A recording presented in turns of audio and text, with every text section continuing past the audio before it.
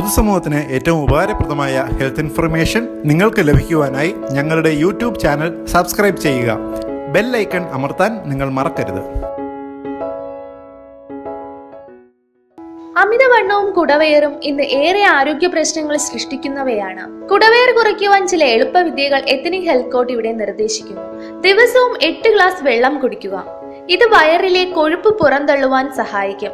ശരീരത്തിലെ വിഷാംശങ്ങൾ ഇതുവഴി പുറന്തള്ളപ്പെടുകയും അപചയ പ്രക്രിയ ശരിയായി നടക്കുകയും ചെയ്യും. മധുരത്തിന് പകരം തേൻ ഉപയോഗിക്കുക.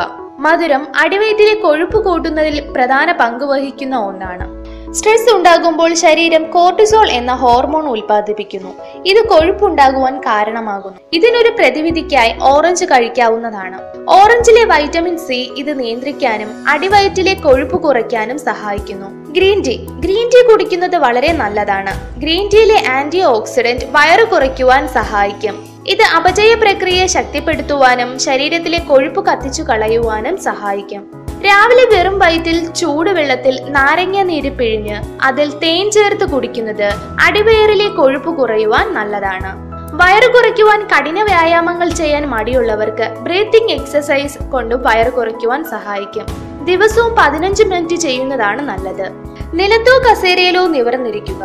മടിയിൽ കൈവച്ച് കണ്ണുകളടച്ച് ശ്വാസം പതുക്കെ എടുക്കുക.